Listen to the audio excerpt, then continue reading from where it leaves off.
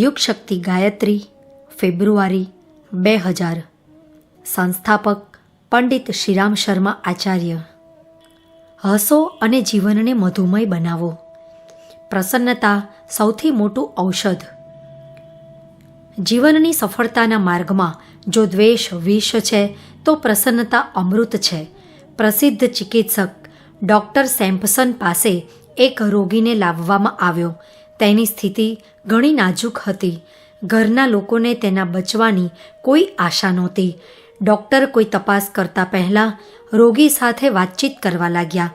એણે ઘણી આત્મીયતા અને સ્મિત સાથે રોગીને તેની સ્થિતિ વિશે પૂછ્યું। ડૉક્ટરના હાસ્ય અને સ્મિતભર્યા વ્યવહારથી રોગીના મુખ પર પણ હાસ્યની રેખાઓ ઉપસી આવી।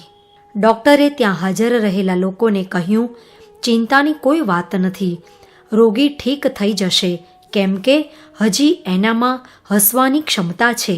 થોડા સમયની સારવાર પછી જ એ રોગી તાજોમાજો થઈ ગયો।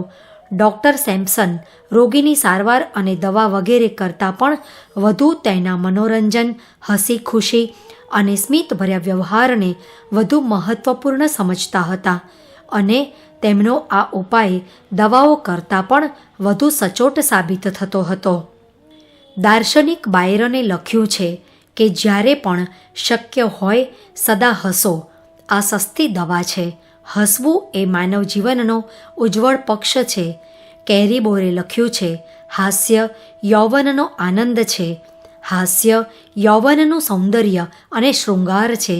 જે મનુષ્ય આ સૌંદર્ય અને શૃંગારને ધારણ કરતો નથી તેનું યૌવન પણ ટકતું નથી।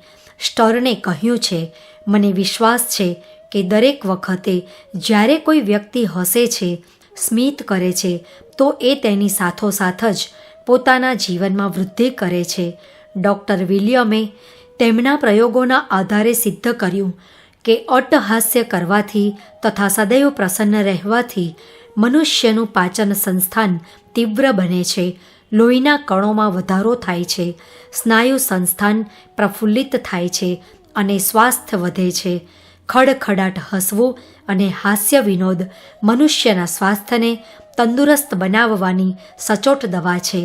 શારીરિક અને માનસિક સ્વાસ્થ્ય માટે હાસ્ય એ એક મહત્વપૂર્ણ સાધન છે।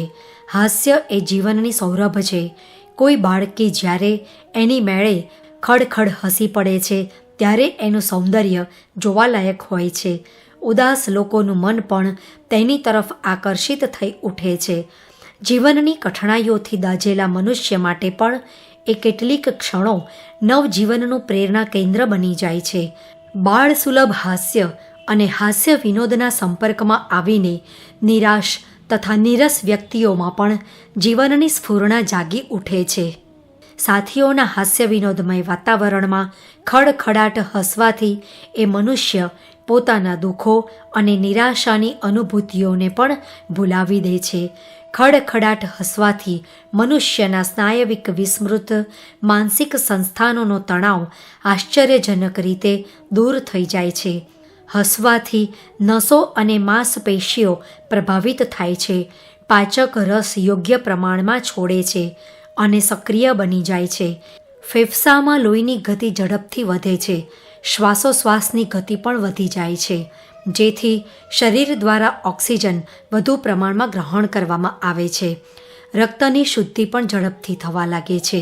શરીરમાં જીવન તત્વો સક્રિય બનીને સ્વાસ્થ્યને પુષ્ટ બનાવે છે। જીવનમાં આવતી મુશ્કેલીઓ, પરેશાનીઓ અને સમસ્યાઓના ભારથી થતી કલાંતિ, ખિન્નતા અને માનસિક અસંતુલન હાસ્ય વિનોદના સંપર્કમાં આવતા જ અદૃશ્ય થઈ જાય છે।